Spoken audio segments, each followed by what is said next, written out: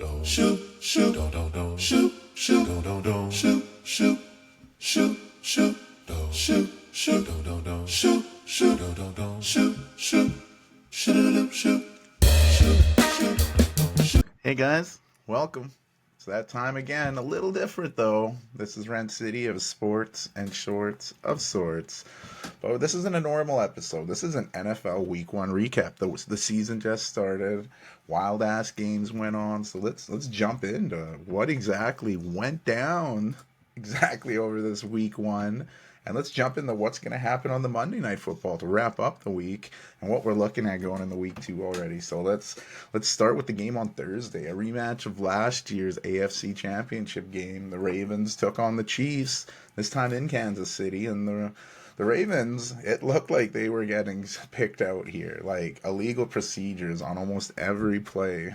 It was a very lengthy opening drive. Like the league was trying to make an example the new crackdown on the illegal procedure calls they're making of the tackles too far off the snap. So, too far off the center before the snap. So, there were some big downs picked up by Hill and Flowers, and Lamar did some of his own scampering to get the Ravens deep in the red zone, and that's where Derrick Henry would punch in his first touchdown in a Ravens jersey, coming over from the Titans. We were all looking forward to that backfield of Jackson and Henry, and the Ravens led 7-0, quieting the raucous KC crowd a little bit. The Chiefs would answer in time. Moving down the field, they give the ball to Xavier Worthy, the 28th overall draft choice out of Texas in this past year's draft, the one who broke the 40-yard dash record at the Combine. He'd get the ball, really show off that speed, weaving through traffic to get a touchdown, and after the extra point, we'd have 7-7 start to the season. The Ravens would get the ball, and after some lackluster blocking by the offensive line to start the game, the Ravens made some subs. It didn't help. Chris Jones got to Lamar Jackson, forcing a fumble where the Chiefs recovered, roughing Jackson up a bit, but he'd be okay. KC had great field position, and Mahomes put it into the hands of Juju Smith-Schuster, who made his return to KC, but he got hit and dropped it, which set up a Harrison Butker field goal, making it 10-7. Baltimore moved the ball down the field, and coming up a little short on third down, they'd go for it on 4th and 3. Swing past the Flowers, came up short. KC got great field position, but again, Baltimore's defense stood, and Butker made it 13-7 with a field goal. Then we'd see something rare. 53-yard field goal missed by Justin Tucker, one of the best kickers to do it for Baltimore, would miss, but Baltimore got it back, and we'd see a rare interception by Mahomes throwing it to Roquan Smith. The Ravens, they got it close, but they'd settle for a short Tucker field goal, cutting the Chiefs' lead to 13-10 going into the break. In the second half, the Chiefs moved the ball right down the field, end up smashing in the end zone with Pacheco running it in. He's got to be one of the more violent running backs out there. The Chiefs got a break on that drive when Mahomes was hit with a violent hit. Van Noy was down for a while on the play. You could see Mahomes landing on his head. Didn't look good for the defender. Lucky to see him get off the field. The Ravens didn't score on the third, but they'd score on the first play of the fourth. Lamar kept the play alive, rolling out and tossing it in Likely's direction. He made a nice grab and ran it to pay dirt, making some sick moves along the way to make it 2017 early in the fourth. But KC answered right away. Mahomes would get out of bounds. He'd get out of bounds where he was hit by Roquan Smith, and that prompted a penalty. And in the ensuing plays, Humphrey thought he had some help behind him, but he did not. Mahomes spotted Xavier Worthy, who scored his second touchdown of the game. Not a bad debut for the rookie to make it 27-17. Tucker would add another field goal for Baltimore and make it 27-20. As KC was trying to run the clock down, a big first down came when Pacheco looked down, but he was actually on the back of a Ravens player, and he'd pick up the first down on the second effort. Baltimore did get the ball back and on a third down stop where Mahomes had his ball get tipped up in the air, but he had to out-jump some Ravens to prevent an interception, which was big because they give the ball back to the Ravens.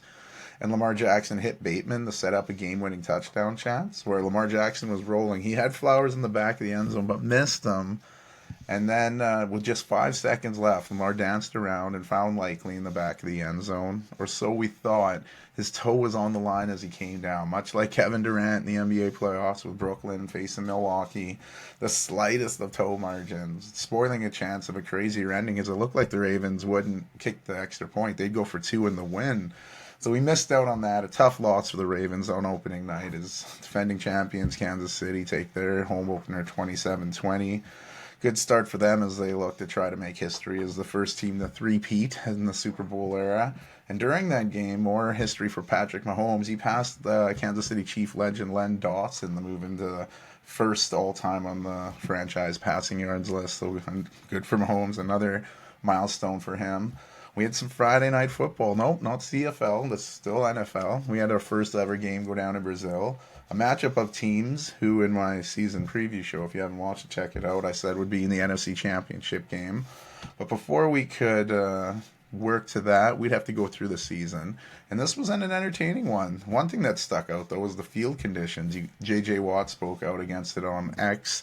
People were sliding around like Tom Cruise in Risky Business out there. Footing was not good for either team, but it was, at least it was affecting both teams, I guess. It wasn't a good start for Eagles quarterback Jalen Hurts.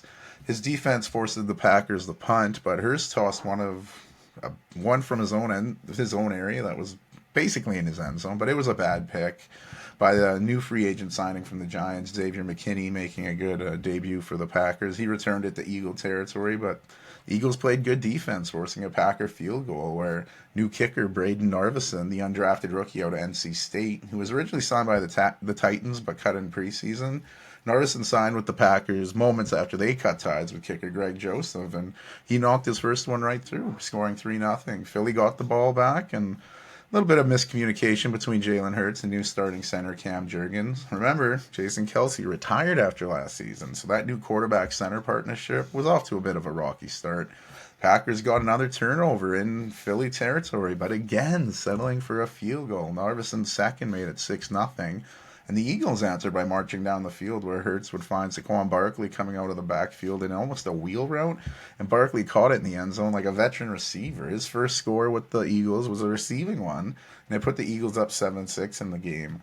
Early in the second quarter, Jaden Reed would get the ball behind the line of scrimmage in the flat. He'd go 33 yards, deking and dodging his way to a touchdown. Packers hitting the extra point, but on a penalty, Philly had them thinking, you know what?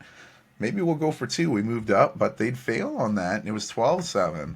That lead lasted just minutes, so A.J. Brown made a big catch and run to move the ball down the field. Then they found Devontae Smith, who made a big play, setting up Barkley for a touchdown run. His second of the game, first touchdown run from 11 yards out. Eagles were up 14-12. But a third touchdown in just over 5 minutes was another Jaden Reed one. Jordan Love rolled out and found Reed, who showed off some fancy moves to a 70-yard touchdown. Packers were up 19-14. Jake Elliott hit a field goal for the Eagles to make it 19-17 going into halftime. But not even a minute into the second half, Jalen Hurts would throw a deep one to A.J. Brown, who'd catch the ball and put on the afterburners, reaching the end zone on a 67-yard scoring play, and putting the Eagles back up 24-19. But the Packers would almost respond immediately, moving the ball down the field. The Packers capped their drive off with Jordan Love finding Christian Watson from 2 yards out. That score put the Packers back up 26-24. And after the Packers forced a punt, Jordan Love would throw a terrible interception to Blankenship. From his own area, he threw it right to him, leading to a great field position for the Eagles, and they'd use that position to get Saquon Barkley a 2-yard run, his third touchdown of the game. What a debut for him. You could see Giants fans ripping their hair out watching this. But Philly was up 31-26. Narvison would miss his first career field goal, doinking it, leading the Philly at looking to add more points. But while in the red zone, Hurts would throw across his body, back into the middle. Usually a no-no. Everyone says don't do that. And you could see why. Green Bay's Jair Alexander picked up the interception. Green Bay would go down the field, and Narvison would respond from his miss by hitting a field goal to cut the lead to 31-29. And the Eagles were looking to get a touchdown with a tush push, but Hurts would fumble the exchange. Luckily, they recovered it, but Jurgens has big shoes to fill replacing Kelce. And like I said, Elliott would hit that field goal to make it 34-29. The Packers were looking to come back late in some kind of lateral play. Jordan Love would take a hit and almost took kind of a dirty foot twist by the Eagles defender there. He limped off, but it didn't look good. Malik Willis would come in and proceed to throw an interception before getting sacked to end the game. Tough Packers loss in more ways than one. Losing 34-29 was tough enough, but losing Love was tougher. Good news, ACL is still intact. Bad news, MCL sprain should keep him out 3 to 6 weeks. They're hopefully trying to get him back sooner, but we'll see. The way it looked, it was pretty concerning, so it's probably best case scenario. But the Eagles, they looked down and out in times, but they turned it up when they needed to, especially Saquon Barkley. I said he'd be the difference maker in them winning the NFC East, but I didn't expect a debut game like that. That extra motivation is fueling this guy into a juggernaut.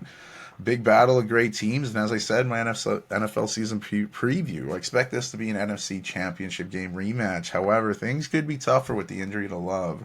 Malik Willis is just learning on the fly. He was traded by the Titans to the Packers on August 26th, so a little bit of pressure for him to just learn the playbook, yet alone succeed. But hopefully he does well and can remind us why he was a third-round pick of the Titans back in the 2022 draft. Those games led us into Sunday. The Panthers took on the Saints in a big NFC South game, and it only took 5 plays for the Saints to open their drive with a score. Derek Carr bombed a long touchdown pass to Rashid Shaheed. The 59-yard touchdown pass was the first touchdown of the Sunday. Saints led 7-0 early. And the first snap of Carolina's Bryce Young did not go so well. We knew how tough the rookie season was last year, and he threw an interception on this one, missing his receiver, giving the ball back to the Saints. Where the Panthers defense stood up and forced Groupie to take a 57-yard field goal. He nailed it. The Saints were up 10-0. Then Derek Carr would continue the hard start to his season. He'd roll out to save time before spotting tight end Foster Moreau in the back of the end zone. He threw it up pretty high, but tight end jumped up to get it, taking a shot in the process, but he held on and the Saints led 17-0. Another Groupie field goal made it 20-0 Saints, and then things got worse for Carolina. When their second-round draft pick last year, Mingo, the wide receiver, fumbled the ball and the Saints recovered, where Groupie would hit another field goal. The Saints were up 23-0. Just before halftime, Derek Carr would find Juwan Johnson in the back of the end zone, extending the one-sided lead to 30-0. But Carolina didn't go into halftime skunked. They get a last-second field goal in the first half to make it 30-3 going into halftime, but that little bit of momentum did not help. The Panthers' first drive of the second half, Bryce Young would throw another pick. The Saints would continue to lay the boots to the Panthers. Alvin Kamara, in his contract year, who I said would play much better this year, scored his first touchdown of the season, punching it in from a yard away to make it 37-3. Some consolation for the Panthers on 4th and goal. Bryce Young would run into the end zone to make the score a little more respectable at 37-10. It fumbled, and you're like, oh no, did he fumble going in? But he did break the play, and you could see the disappointment as he fumbled it, but luckily the play stood. You can't get any more heartbreak for this team. Well, I mean, you can, and you probably will, but anywho, Group would add his 4th field goal, and Jamal Williams would run in a touchdown to make it 47-10. He had a down year with the Saints, so it's good to see him get a touchdown early. But yeah, things were ugly for the Panthers. They ended up letting back up Andy Dalton finish the game at quarterback. Terrible start for last year's number 1 overall pick, Bryce Young. Like I said, last season was not very good for him. It's early this season, but hopefully it can get better. Great start for the Saints, who are playing in their 50th anniversary of the Super Bowl in New Orleans, so pretty cool for them. The Minnesota Vikings visited the Giants, and they got off to a rough start. And then Ham would fumble the ball out of the backfield on their opening drive. The Giants got great field position. They couldn't do much with it and settled for an early field goal. They led 3-0. And if the game ended there, the Giants would have probably been happy. Because on the Vikings' next drive, they got better. Darnold led his team down the field. Minnesota capped it off with an Aaron Jones 3-yard rushing touchdown. His first touchdown with the team since coming over from Green Bay. Minnesota led 7-3. The Vikings were again moving the ball down the field, starting from their own 1-yard line. The Giants' defense stood up in the red zone to force a 4th and 2, but the Vikings were gutsy and went for it, and Darnold found Justin Jefferson, the star wide receiver, scoring his first touchdown of the season. The Vikings were up early, 14-3. Sam Darnold kept his hot play going, and in the second half, the Vikings would move right down the field, where Darnold would find Jalen Naylor in the end zone, giving the Vikings a 21-3 on the road. To start the second half, the Giants would get some more points. Another Graham Gano field goal. They trailed 21-6. The Giants' defense would play big and get the ball back to their offense, but Daniel Jones would throw the ball into the flat and not see new Viking linebacker Andrew Van Ginkel. He'd pick the ball off and score on one of the fastest pick sixes you'll ever see. An embarrassing look for the Giants, as you could see fans leave after that pick six. They went down 28-6. The Vikings would hold on to win by that same margin. A huge win for Sam Darnold in Minnesota. So they got a great start to their season. For the Giants, it's kind of what we expected, almost worse. Brutal start to the season, and what could be Danny Dimes' last as a starter with the team. They had a little bit of optimism coming in, wearing those Montreal Canadiens like jerseys, but it was all downhill after their brief 3-0 lead. hard to remain optimistic after that one. And you had New England going into Cincinnati, which was kind of strange to look at the sideline and not see Bill Belichick there coaching the Pats. But Gerard Mayo, his era got off to a good start. Some smash mouth football, ending with Ramondre Stevenson walking in a touchdown from 3 yards out, giving the Patriots an early 7-0 lead. The Bengals would answer, so it looked, with Joe Burrow leading his team down the field. He'd find Mike Gesicki for a touchdown pass. Tight end scoring his first touchdown in Bengals colors and doing against a former team where he had such a disappointing season in New England. He was needing a change of scenery. But this didn't help because we thought the game was tied, but the replay showed the slightest bobble on the ground. The touchdown was taken away. That was massive as the Bengals were still trying to score, and tight end Tanner Hudson would fumble the ball just before breaking the plane at the end zone. And the Patriots recovered. So instead of being tied at 7, Patriots had the ball, and they were still up 7-0. New England's Joey Sly would add a field goal, and they led 10-0 going into the halftime break. The Bengals still struggled. They struggled in the first half, and their second half didn't start too well. The defense forced a quick punt, and they fumbled the return. New England would get the ball in great position, and after the Bengals defense played pretty well, forcing a Patriot field goal, Patriots led 13-0. The Bengals would finally score with just over a minute to go in the third quarter. They moved down the field and cap it off with a 5-yard Zach Moss touchdown run, his first touchdown with his new team, and cutting the Patriots' lead to 13-7. The Patriots would go down the field methodically, hitting a field goal to make it a 2-possession game at 16-7. And Evan McPherson would hit a field goal to make it 16-10, making it back to a 1-possession game with just over 6 minutes left.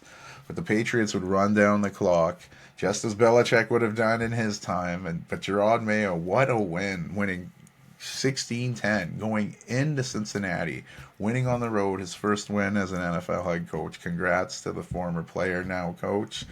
Tough go for Cincinnati as their offense looked brutal. I know the Patriots have a good defense, but the Bengals can't be happy with that. They're going to have to go to the film room and do much better. We get to see Kirk Cousins in a Falcons jersey for the first time. His Atlanta Falcons would host the Pittsburgh Steelers. He'd go down the field to start the game with a field goal to give them the opening lead. We all expect to see Russell Wilson, but he was dealing with a calf injury, so we'd see Justin Fields make his Pittsburgh Steelers debut. He'd start at quarterback. His first drive led to a field goal as well, and this game was tied at 3. We then see Kirk Cousins throw his first pick in an Atlanta jersey, missing his receiver and finding Pittsburgh Deshaun Elliott instead, leading to another field goal, and Pittsburgh led 6-3 in the battle of the kickers. Atlanta was looking to score again, and T.J. Watt strip sacked Cousins, even recovering ball, but the ref said he jumped too soon, and Atlanta kept the ball. In the very next play, Kirk Cousins would throw his first touchdown as a Falcon, spotting Kyle Pitts in the back of the end zone for the first touchdown of what many consider to be many touchdown connections. Atlanta took the 6-0 lead, and you could see the frustration on T.J. Watt as he went from getting the ball back for his team to going down 10-6.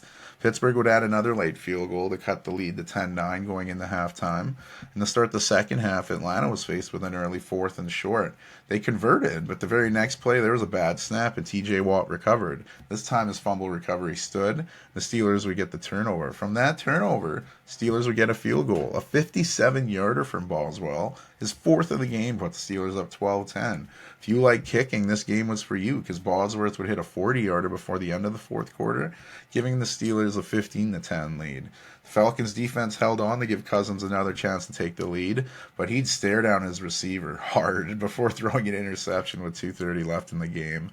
A bad pick by Cousins that really premeditated what he was going to do there. It would lead to Chris Boswell's 6th field goal of the game, providing all the points for Pittsburgh as they took an 18-10 lead with under 30 to go in the game. Who else would end the game and secure the win for the Steelers? None other than T.J. Watt, who sacked Kirk Cousins and sealed the 18-10 win. They start the season with the powerful leg of Chris Bosworth as he kicks 6 field goals to secure the 18-10 win. Starting 1-0, the Steelers brought Arthur Smith in after he was fired from Atlanta to produce points, and I don't think they were expecting him to do it by 6 field goals, but I mean a win's a win, but they'll have to improve off that. But not an ideal start for Kirk Cousins in his era in Atlanta. Lots of rust, but coming in off the injury that was kind of expected, and they'll look to grow off there because there were some positives in that loss. But they'll be disappointed not to get the win there. The Houston Texans taking on the Indianapolis Colts, big AFC South battle. The Texans grabbed an early lead with an early Fairbairn kick from 51 yards out, but Anthony Richardson of the Colts reminded us all that he's back and healthy, bombing a 60-yard touchdown pass to wide receiver Alec Pierce. Pierce showed off his jets, outrunning the defense to try and meet that long ball of Richardson. Huge play gave the Colts a 7-3 lead. And the Texans would answer again with a 50-yard field goal by Fairbairn to make it 7-6. C.J. Stroud would hit Nico Collins on a huge play to get the Texans on the field, where Stroud would find Stephon Diggs for his first touchdown in Houston colors. The former Buffalo Bill didn't take long to score with his new team, and the Texans went for two and got stopped, leading 12-7. Richardson would then show off his legs, scampering for a long run to put the Colts in scoring position. Then he showed off some immaturity, throwing a very bad interception, giving the ball back to Houston without getting any points. Then to start the second half, the Texans added another Fairbairn field goal to make it 15-7. Houston would then go punt and have their punt blocked, leading to a Colts recovery. The very next play, Taylor would punch it in to the end zone for the touchdown. They went for two and Taylor came up short, and the Texans still led 15-13. The red zone, you'd see a terrible interception by C.J. Stroud, but once he saw the flag, it made sense, defensive holding. Texans kept the ball, and Mixon would score his first touchdown with the Texans, taking a toss 3 yards in for the touchdown, giving the Texans a 22-13. And remember, my season preview episode said Joe Mixon will be a Pro Bowler this season with Houston. I just feel that there. Healthy Anthony Richardson showed us what he could do. The Colts would answer immediately when Richardson would again show off that arm, finding Ashton Dillon for a 54-yard bomb, cutting the Texans' lead to 22-20. Texans were trying to make it a two-possession game, but the Colts defense played big and forced a fourth down. But instead of taking the field goal, Coach Ryans decided to go for it, and Stroud would find Diggs for their second touchdown connection of the game. Gutsy move paying off as Houston took a 29-20 lead, leading by two possessions a game. And in a game that featured nothing but great plays from Richardson, he aired out another bomb. It's time a 58-yard completion to Alec Pierce. If he was 58 yards, that'd be crazy. But the Colts deep in the Texan territory, and the Texans would force a fourth and goal. But Anthony Richardson looked like he might get stopped short, but he showed off that physicality, muscling his way into the end zone. The extra point made it 29-27 with 2:14 left in the game. And Houston was trying to kill the clock. On a big third down, C.J. Stroud found Nico Collins. What an insane sideline catch. Getting the first down, the Texans could kill the clock from there, securing the 29-27 win in one of the most thrilling games of Week 1. I said it would be a tough AFC South, and it's looking that way for sure, but Anthony Richardson, man, he looks the real deal. If he can stay healthy, this Colts team will be scary. He was chucking bombs like a warplane out there. He's one of the most exciting players in the NFL, and if he cleans up a few of these bad decisions, I don't see why he could develop into an MVP caliber player. I don't think that's too far to say because he's got the goods, as they say. C.J. Stroud, he's got some goods too. The number 2 overall pick from last season showed he was no fluke, leading his team to victory. And I look forward to many divisional battles between these two young quarterbacks. Arizona went to Buffalo to take on the Bills, and they started their season off pretty well. I picked the Cardinals to shock the world and make the NFC playoffs as a wild card, so we'll see what happens there. Murray moved his team down the field and capped the drive off by scampering around and spotting Wilson in the end zone, giving the Cardinals a 7-0 lead. On the Bills' possession, Josh Allen tried a little dancing around on his own, but he'd get hit from behind and fumble the ball, leading to a Cardinals recovery, but they'd only manage a Matt Prater field goal off the turnover to get a 10-0 lead. Bills would answer by marching down the field where they'd cap it off with Josh Allen running into the end zone, but there was an offensive face mask on the play, taking away the touchdown, and the Bills would have to settle for a Tyler Bass field goal. Cardinals led 10-3 still, and the Cardinals would show off their physicality running down the field, capping off their drive with Connor running into the end zone, giving the Cardinals a 17-3 lead over Buffalo. The Bills would finally score their first touchdown of the season when Josh Allen would run one in, and this time it counted, cutting the lead to 17-10. And Buffalo would get the ball to start the second half and caught a huge break. Arizona's kickoff came short of the landing zone, which is a penalty with the new kickoff rules, and the Bills would get the ball from their own 40-yard line. Great possession to start the second half, and they'd march down the field where Allen would find Mac Hollins in the end zone. His touchdown pass tied the game at 17. Arizona was looking to answer, but the Bills would strip sack Kyler Murray and recover the ball, giving the Bills great position again to take the lead. And that's what they do. Josh Allen would find Khalil Shakir in the flat, and he'd scamper into the end zone, rolling in the back of a Cardinals defender to break the plane, giving Buffalo their first lead of the game at 24-17. Prater would hit a field goal for the Cardinals to cut it to 24-20, but the Bills answered by marching right down the field, getting another Josh Allen touchdown run. This one from 6 yards out would put the Bills up 31-20. But immediately following that score, the Cardinals would respond. We'd witness the first ever kickoff return for a touchdown with the new rules implemented this season. DJ Dallas returned the kick 96 yards for the touchdown, the first dynamic kickoff return in NFL history. Cardinals' James Conner would run in the 2-point conversion. Suddenly it was 31-28 for Buffalo. The Bills would try to run the clock out, but the Cardinals would force them to a field goal, giving the Bills a 34-28 lead with 1:56 left. Arizona had a chance, but the Bills' defense held up enough to secure the win. Massive comeback victory for the Bills in front of their home crowd. The Cardinals started great, but fell apart. But despite sticking in that game for it, and I think this shows what kind of team the Cardinals can be under Jonathan Gannon. Like I said, I think they'll be pretty good. And this was probably the worst we'll see of Marvin Harrison Jr., the high pick in this year's draft, would finish the game with 1 catch and 4 yards. You just can't do that. But it was his first game. I can see it only getting better from there.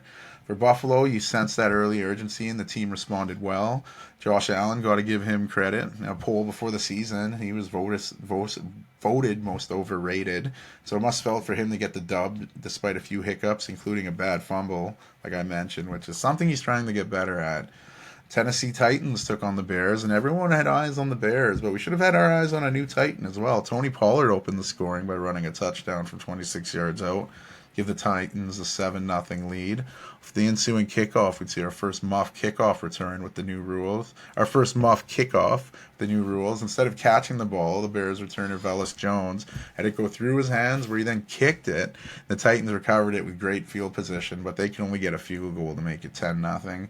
Titans were looking to score again, and it was a struggle in the red zone, but after another penalty, Will Levis would find a Okonkwo in the back of the end zone, who made a strong catch. He just wanted it more than a defender, ripping it away.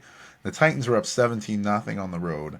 The Bears were so close to scoring a touchdown before the end of the first half, but they'd settle for a field goal, and it was 17-3.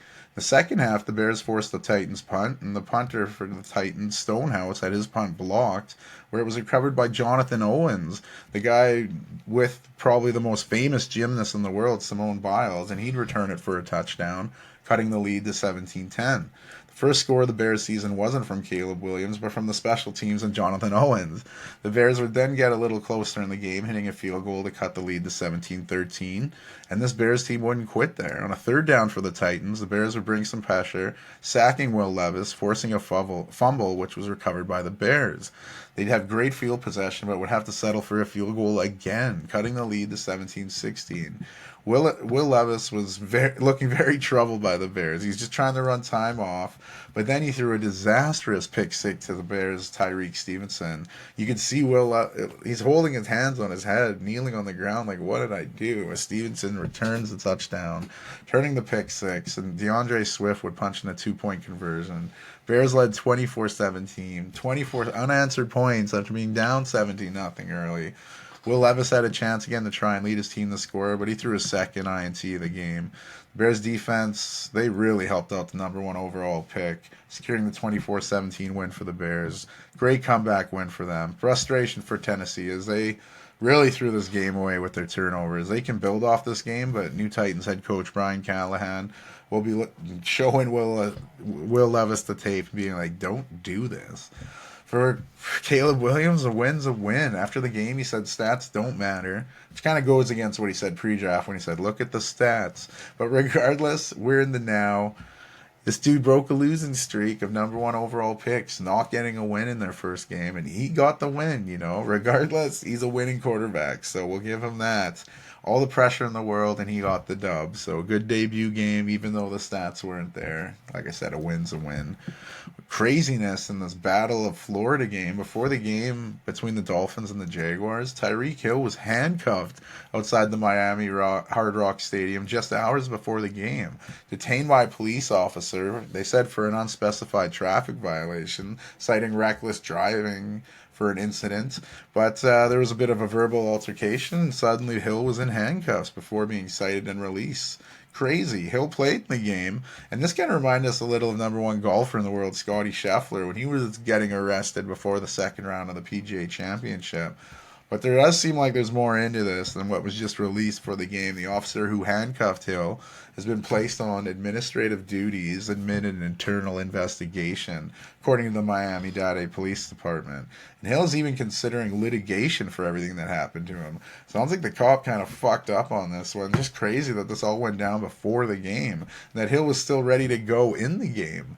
Craziness. And with all that drama, we wondered how it would start. And the Dolphins wouldn't score in their early drive, but the Jaguars would catch a break with a defensive pass interference call. Newly highest paid cornerback in the league, Jalen Ramsey, got a penalty in the end zone, leading to a first and goal from the one where Travis Etienne would punch it in. The Jaguars led 7-0.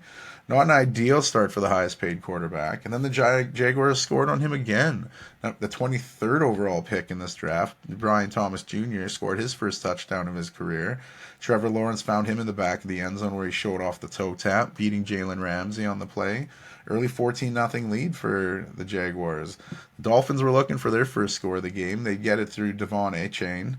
He'd punch in the short touchdown run that cut the lead in half. The Jaguars led 14-7 at halftime. Jags added more points. Field goal by 21-year-old rookie Cam Little extended the lead to 17-7 before half. And the Jaguars were just trying to increase their lead after getting deep in the red zone. Looked like Travis Etienne was going to run in his second touchdown of the game. But just before he broke the plane, the ball was punched out from behind by Canadian Javon Holland. Dolphins would recover in the end zone, a massive play that kept the score at 10, kept the Dolphins in the game. Proved to be even larger a play because right after that, Tua Tagovailoa would bomb a deep one to Tyreek Hill, and he'd show off that cheetah speed as he would score on the 80-yard touchdown pass. 14-point swing. So instead of the Jags leading 24-7, the Jags only led 17-14. We had us a crazy one, like I said, going down in Florida. The Jags went for it on 4th and down, were stopped. Miami looked to answer with a field goal, but Jason Sanders couldn't have kicked it worse, missing very wide. The Jaguars still led with 13.5 to go. Later in that quarter, though, Sanders got a chance to avenge that miss, hitting it, tying the game with 4:22 left. Jacksonville would just get stopped by the Miami defense again, leading to the Dolphins getting it late. The chance to win the game, and Sanders made up for that first miss even more, nailing a 52-yard walk-off field goal to secure the 2017 win for the Dolphins. Coming back from 14-0 to win 2017. Great win for the Dolphins, especially after having their star wide receiver in handcuffs earlier in the day. Although when he did score that 80-yard touchdown, he did the handcuff celebration, which was kind of funny. But Jacksonville, man, they got to feel like garbage. They finished the season on such a disappointing note, and now they start the season like that. Not ideal for them. Denver went into Seattle to take them on, and Seattle had the ball first. Not starting so well, though. Geno Smith got sacked, then he threw an interception to linebacker Alex Singleton, giving the Broncos good starting position for their new starting quarterback, rookie out of Oregon, Bo Nix. He wouldn't get much out of that position, and Will Lutz hit a field goal to give Denver the early 3-0 lead. Seattle's Jason Myers would tie it up with a field goal of his own, and Denver would go into the red zone with rookie Bo Nix finding out that you can't throw to the end zone off your back foot all the time. Well, maybe if you're Anthony Richardson in his arm, but as he was looking for the end zone, he was picked off by Seattle's Julian Love, who picked the ball off at the 1. And that interception let the Seahawks deep in their own territory, and they'd get called for a holding call in the end zone on a Geno Smith pass attempt, which we know is an automatic safety, awarding the Broncos 2 points and the ball back, so they led 5-3. Seattle's defense held up and led to another field goal. Broncos led 8-3. Seattle offense would finally get a touchdown, and it came from an unlikely source. Geno Smith would run 34 yards into the end zone, deacon players around on the way. They'd go for 2 and not get it, so they led 9-8. And after the Broncos special teams pinned the Seahawks deep in their own end again, they tried to run out of the end zone and got tackled in the backfield. The second safety of the first half for the Broncos, becoming just the 19th team in NFL history to register two safeties in a game. And that safety gave them the lead again at 10-9. Denver would add a field goal before halftime, and they had a 13-9 lead going into the break. The Seahawks came out and scored early in the second half, putting up a touchdown less than 4 minutes. Kenneth Walker III would run one in from 23 yards out, giving Seattle the lead at 16-13. A Myers field goal put Seattle up 19-13, and in the fourth, Geno Smith would spot Zach Charbonnet, and he'd score a 30-yard touchdown, increasing the lead to 26-13. Bo Nix looked like he was gaining confidence out there as he was moving the ball down the field, but then again, he showed his lack of NFL experience, forcing a ball in the triple coverage, throwing his second INT of the game. Denver did force a quick punt, though, to get the ball back to the rookie, and he showed those positives on why he was a first-round pick. Rolling out and doing a little spin to get around the defender to get into the end zone, the first NFL touchdown of his career, and the Broncos' first touchdown of the season. That cut the lead to 26-20 with just over 2 minutes to go. The Broncos needed to stop Geno Smith to get the ball back, and they just couldn't. Seattle picked up a wonderful first down to ice the game when Lockett made a nice one-handed catch for the first down. Mike McDonald era gets off to a perfect start in Seattle. The 37-year-old head coach picked up a win in his debut. Seahawks beat the Broncos 26-20. Geno Smith looked pretty good, and this Seattle team could be dangerous. Saying that, there should be some optimism in Denver. Bo Nix made some pretty good plays out there that made you think, yep, he's a number 12 pick in the draft. But then you look at those two picks and you're like, oh, brutal. But those picks look more like adjustment picks from the college to the pro game. If he can get that taken care of, the Broncos could have a good one going forward. They really fought back, but Seattle did deserve the win there. Vegas went to LA to take on the Chargers, and the Jim Harbaugh era began in LA. They hosted the Raiders, and the Raiders gave the Chargers some good early field position after they went for it on fourth down and came up short. The Raiders' defense held up, though, forcing a long field goal where Cameron Dicker, the kicker, would nail it from 53 yards out, giving the Chargers a 3-0 lead. But the Raiders would methodically move down the field in their next possession, using Devontae Adams a bit, which I'm sure he loved. The Raiders' Gardner Minshew would then throw his first touchdown pass as a Raider, finding new running back from Minnesota, Alexander Madison, out of the backfield. He'd hurdle a defender on his way to a 31-yard touchdown play. His first touchdown with the new team as well. The Raiders had the ball again, but when Minshew went to throw a pass in the flat, it slipped out of his hands and the Chargers recovered. They couldn't capitalize, though, with a touchdown, and Dicker would hit a field goal to make it 7-6. To open the second half, J.K. Dobbins busted a long run for the Chargers to put them in great scoring position. The Raiders' defense bent, but they didn't break. They held on to the Chargers. They held the Chargers to another Dicker kick, giving them the 9-7 lead. And that'd be it for scoring in the third quarter. But the Chargers moved down the field, and J.K. Dobbins ran one in from 12 yards out. His first touchdown as a Charger gave them extended their lead to 16-7. The Raiders would get one back, though. Daniel Carlson put a field goal in to make the game a little closer. But the Chargers were the game out of reach when Justin Herbert found rookie Ladd McConkey for a 10-yard pass. Herbert's first touchdown on the pass of the season found the rookie out of Georgia for McConkey's first ever touchdown in the NFL. The Chargers went on the win 22-10 despite their slow start. The Jim Harbaugh era starts with a big win over the division rival Raiders. While the Raiders looked a little rusty, they had some momentum to start the game but lost it and never got it back. Head coach Antonio Pierce will see what he can do with his team to get them to bounce back from an opening season defeat at home. The big game between Dallas and Cleveland, and there was some big news before the game as we saw Tom Brady showing up to make his broadcasting debut in the NFL. And before the Sunday games kicked off, we also got news from the Dallas Cowboys. We knew CeeDee Lamb got his money. Now Dak Prescott got his money. Cowboys and their franchise quarterback came to an agreement on a contract extension of 4 years, a record $240 million. 231 being guaranteed, making Dak the highest paid NFL player in NFL history. After the Browns defense stumped the Cowboys to start the game, Watson got the Browns a field goal range where Hopkins hit a 51-yard field goal to open the scoring, give the Browns an early 3-0 lead, but the Cowboys answered almost immediately. Dak Prescott showing, he might be worth that money. Facing an all-out blitz, he tossed it up to Brandon Cooks in the end zone. His first touchdown of the year gave the Cowboys a 7-3 lead. Cowboys got the ball down the field again, and this time they'd cap off a drive with Ezekiel Elliott running one in. His first touchdown since his return to Dallas, his last coming in Week 17 in the 2022 season.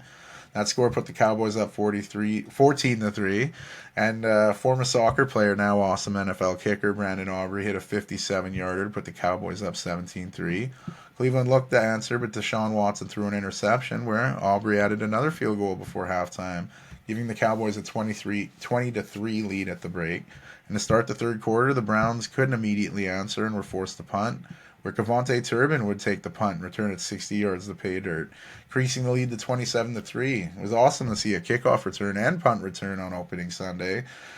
Hopefully you can check those off your NFL season bingo card. DJ Dallas returning the kickoff earlier in that Cardinals-Bills game, and now Turbin in this game.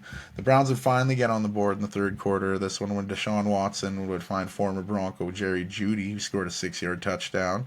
The Browns' first touchdown of the season made it 27-10.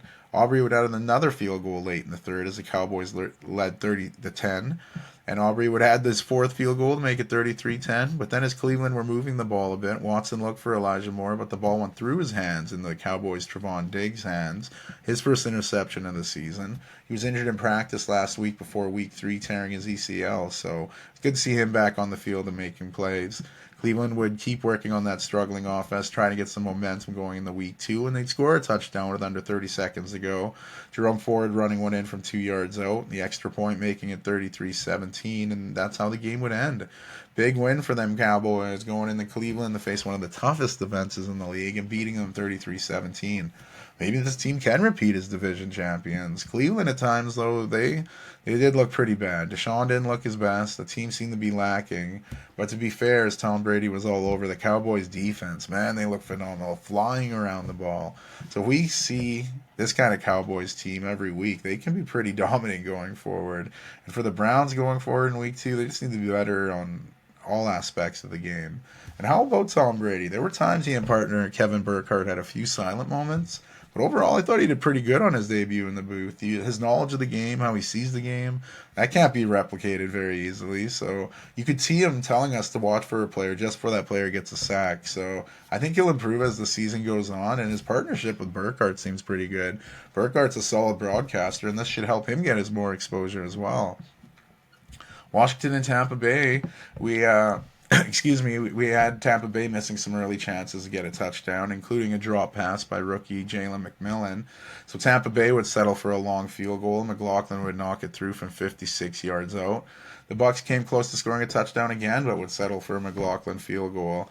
And they lead 6-0. Number 2 overall pick in this year's draft, Washington quarterback Jaden McDaniels showed off his feet, getting Commanders in field goal range, but journeyman kicker Cade York tried his first field goal with his new team, and he'd miss it, keeping Tampa Bay up 6-0. The Bucs would increase their lead when Baker Mayfield found Mike Evans in the back of the end zone. An insane catch by Evans where he showed off his strength, outmuscling Canadian St. Juste to make the touchdown catch and give Tampa the 13-0 lead. Washington finally got on the board. Another long scamper by Jaden Daniels ended with him taking a helmet-to-helmet hit. He was fine, but the Bucs got a 15-yard penalty, and the Commanders would cap the drive off with a powerful Brian Robinson Jr. run, and Tampa's lead was down to 13-7. Just before halftime, Tampa would hit another field goal to make it 16-7 going into the break. And about halfway through the third quarter, Baker Mayfield would find Chris Godwin on a 4-yard touchdown pass to increase the Tampa lead to 23-7. Washington answered fairly quickly, moving the ball down the field where Jaden Daniels will put off a nice play fake before walking to the end zone for his first career NFL touchdown, cutting the lead to 23-14. But it took no time for Tampa to answer. Baker would launch another one deep to rookie out of Washington, Jalen McMillan, where this time he'd hold on, securing the 32-yard touchdown pass, the first of his NFL career, and putting Tampa Bay up 30-14. Tampa would get the ball back, and Baker was rolling, running for a big first down to keep the drive going. He'd then spot Mike Evans in the end zone for his second touchdown catch of the game. And again, good defense by St. Juste, just better offense than throw.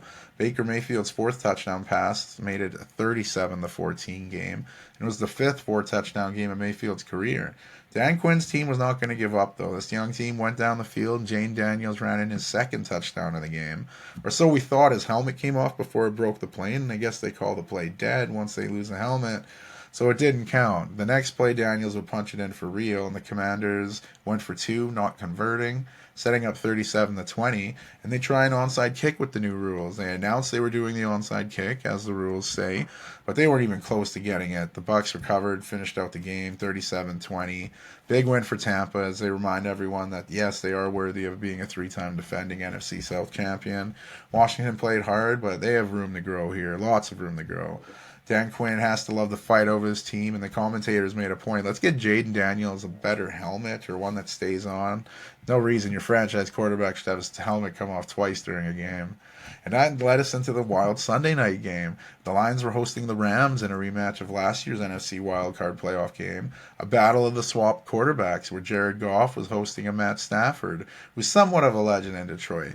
Scoring started with the kickers exchanging field goals. First, Joshua Carty for the Rams, a sixth-round pick from this past NFL draft out of Stanford, knocked his first career NFL field goal from 41 yards out. But the Lions responded with their kicker, Jake Bates, hitting a chippy from 25 yards out. Bates' journey a little different. He kicked for the Michigan Panthers in the UFL, where being in the same state as the Lions, they saw him kick some boomers, including a 64-yard game-winning field goal against the St. Louis Battlehawks in Week 1 of the 2024 UFL season, which kind of helped him get the gig he's in now. The Rams weren't too pumped with how the game continued, though. Midway through the second quarter, Puka Nacua would leave the game with a knee injury and not return. He was battling a knee injury earlier in camp. Hopefully this is nothing serious, but it didn't look very great. He'd leave the game and not return, as I said. The Rams, they'd go all aggressive on a 4th and 4 chance, with Stafford put it right into the hands of Cooper Kupp.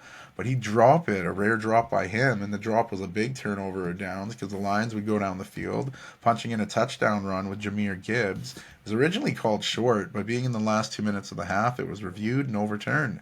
Gibbs scored the first Lion touchdown of the season, and they give them a 10-3 lead. Stafford went right down the field like he had many times before in Detroit, and with time running down, he looked for Tyler Johnson in the end zone, though he did not see Kirby Joseph underneath, and he was picked off in the end zone. A massive interception that kept the points off the board. The Lions thought, hey, maybe we can make a play out of this with barely any time left, but LA Rams' Jared Verse sacked Goff to end the half. A big sack for the 19th overall pick out of Florida State, and him getting selected in the first round by the Rams was huge in itself. The Rams had not had a first-round selection since they selected Jared Goff back in the 2016 draft. They didn't draft anyone in the first round 8 years, but I believe their GM Les Snead said, fuck them picks before winning Super Bowl 56, so they knew what they were getting into. The Lions started the second half in a big way.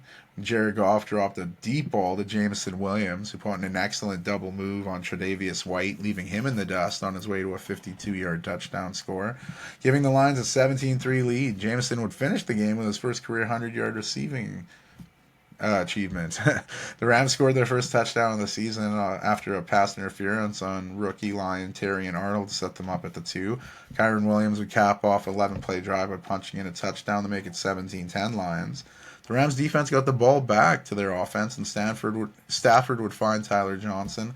He stopped on a dime and turned up the field for a 63-yard gain. The last play of the third quarter, the Rams getting in pretty good shape to start the fourth, where Stafford would again go at rookie Arnold, and just before Demarcus Robinson would catch it, the rookie smacked his hands, resulting in another PI, and the Rams got the ball at the 1-yard line. After Kyron Williams was stopped on the first down, kick return specialist and rookie Jordan Whittington looked to score his first NFL touchdown on the end around, but there was a hold, which really could have been called a face mask, and the points would come off the board, where the Lions would make a third down stop and the Rams would have to settle for a Josh McCarty field goal.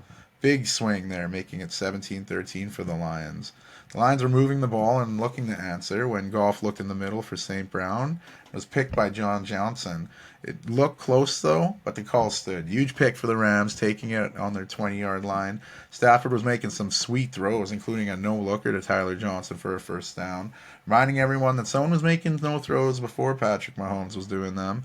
After Stafford picked apart the Lions' defense the entire drive, using all kinds of different motion that had Chris Collinsworth pointing him out, he spotted Cooper Kupp coming out of motion, scoring a touchdown, and the Rams were suddenly up 20-17 with little over 4.5 to go. Suddenly it was a lot quieter in Detroit, and didn't help things when the Lions would go 3-and-out, and Goff was lucky to not throw another pick. The Lions forced a tough third down, and Stafford made a ridiculous way to throw to Demarcus Robinson for the first down. Another sick throw that got Collinsworth going crazy in the booth. But the Lions would force a punt 3 plays later, and Goff got the ball back with 2:11 to go in the fourth. Goff found Laporta in the third-round draft choice in this past NFL draft. Cameron Kinchins would hit Laporta in the head, resulting in another 15 yards. Lions' Jake Bates would hit a field goal to tie things up at 20. The game would go to overtime, where the Lions won the toss, getting the ball first, and in a few plays, they moved down the field, mostly through powerful running of David Montgomery. The big back ended the game with a touchdown in overtime, clinching the 26-20 win for Detroit. A roller coaster game ending with a wild Detroit win. The crowd was silent early, but they were certainly loud at the end of the game, and it was a well-fought game for the Rams, including Cooper Kupp, who tied a career high in receptions in the game, finishing with 14 on the night. Both these teams look like forces to be reckoned with in the NFC. I just hope Puka Nakua's injury isn't too serious.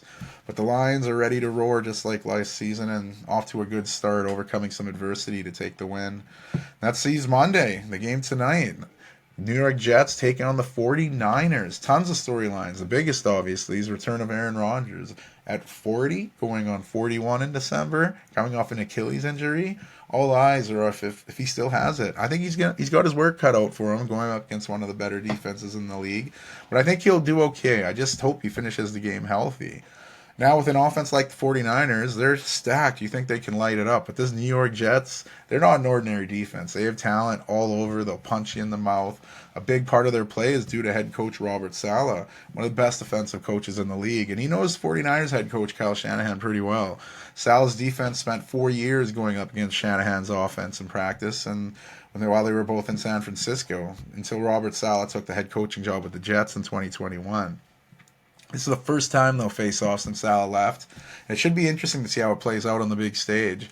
I think it'll be a pretty close game, but I think the 49ers pull it off. As a lifelong Green Bay fan, I've seen Rodgers struggle against the 49ers, and I think he can catch them off a bit with what he does today, but I still think this is going to be a 49ers win. But like I said, let's hope Rodgers can stay healthy, and we'll see how my picks go each week. I'll try the Monday Night Football pick thing. And this week, I'm going 49ers. I'm looking to go 1-0 going in the next week. And how about, speaking of predictions, some of my calls for my season preview haven't looked too great.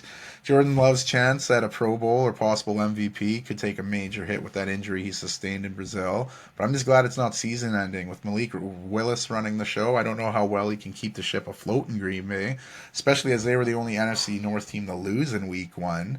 The Bears won with their number 1 overall pick over the Titans. Like I said, first time a number 1 overall pick won their debut game since 2002, and David Carr, Derek Carr's brother. The Vikings look pretty good with Darnold at the helm. Granted, it was against the Giants, and the Lions showed off that determination they displayed all of last season in their overtime win.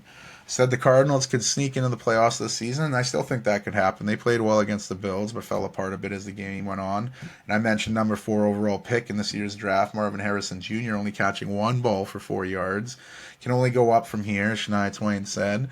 And I'm thinking Arizona could still be a wild card team. And my thought of the AFC South being very talented, that still seems legit. The Texans and Colts, both exciting. I could watch those teams play for another 4 quarters.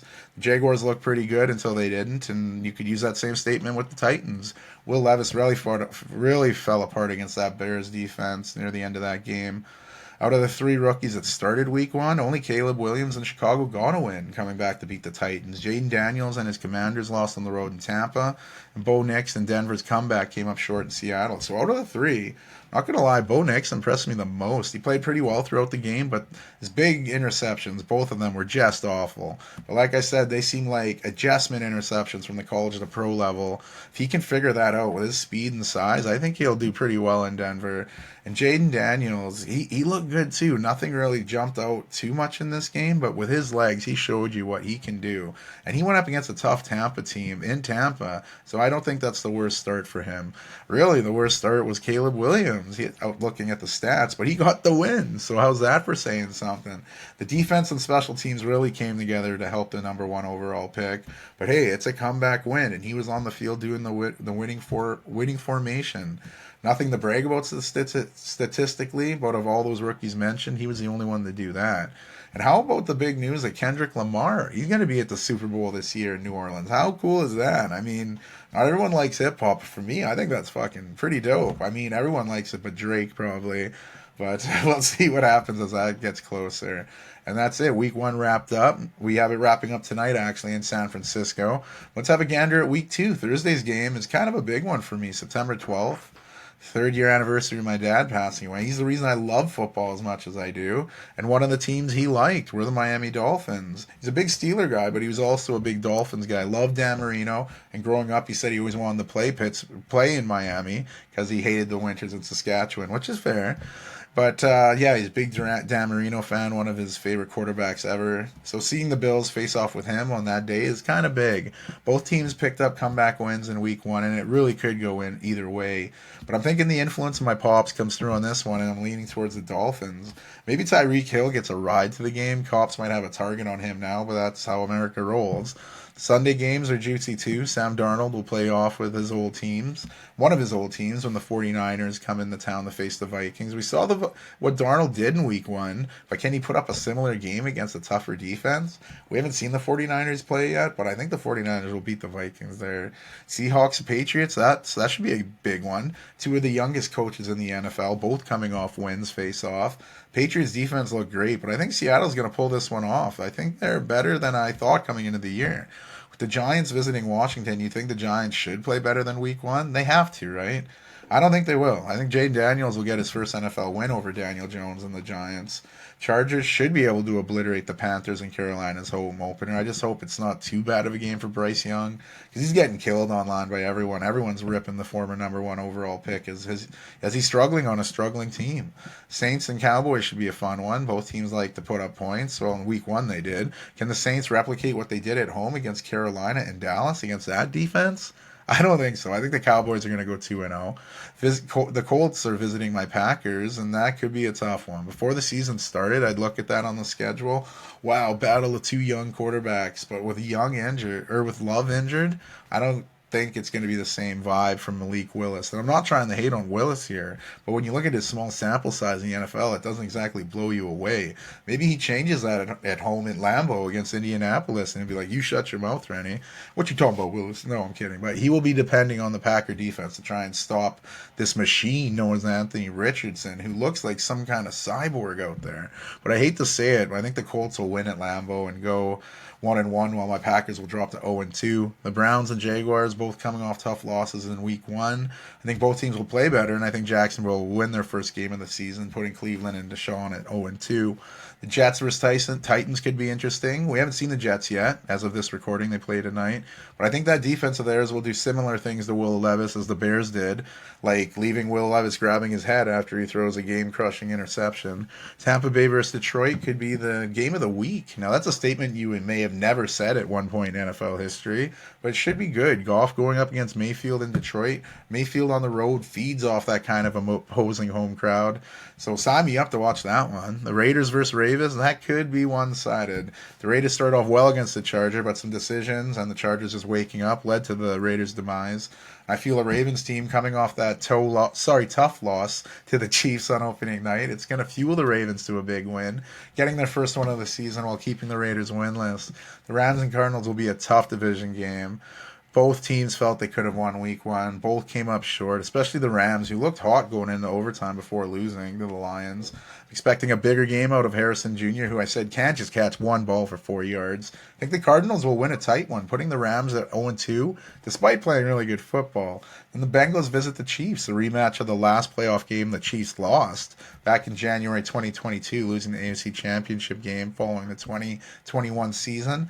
That was a long time ago, though. The Chiefs have won 2 Super Bowls since then and look pretty good in their win over the Ravens, while the Bengals, they look pretty bad, surprisingly losing to the tough Patriots team. So I think the Bengals play a little better. They seem to like to play the Chiefs, but I see the Chiefs beating them to go 2-0, while Cincinnati will remain winless in 2. Steelers and Broncos should be interesting. It was supposed to be the return of Russell, last name Wilson, to Denver. But he may not let's ride in the town as starting quarterback. He's still battling that calf injury. And even if he was healthy, Fields, despite not scoring any touchdowns with that new offense in Pittsburgh, did get his team the victory, and he did play better than the quarterback of his former team, who also won. But Justin Fields showed everyone why he was such a high draft pick and the ability he has at quarterback and why he should keep the job. And Wilson's replacement, Bo Nix, like I said, played pretty well. He may be able to leave the Broncos with a home opener, especially if Arthur Smith offense can't get any touchdowns again. The Bears go into Houston to face off with the Texans. Now, Houston is not Tennessee. Granted, the Oilers moved there and became the Titans, but I digress. The Chicago's Caleb Williams numbers, I think, will get a little better, but I don't feel they'll get the win. Houston will go 2-0. The number one overall pick in the draft will lose his first NFL game. And I'll preview the Monday Night Football match between the Battle of some Birds, Atlanta and Philadelphia next week. Hopefully I'm 1-0 on my picks on Monday night by then. We'll see if the 49ers will do that. But there you have it. Week 1 shenanigans, a check-in on my takes from the season opener, and a little preview in the week 2. That's an NFL Week 1 recap if I'd ever seen one. My name's Ren City. Thanks for tuning in. The episode of Sports and Shorts of Sorts dropping soon. Lots to recap in that one, from U.S. Open to international footy. So lots of pages. But for now, this is the NFL, baby. Week 1 in the books. Hopefully you enjoyed it. Hopefully you enjoyed this. Thanks for tuning in. Ren City out.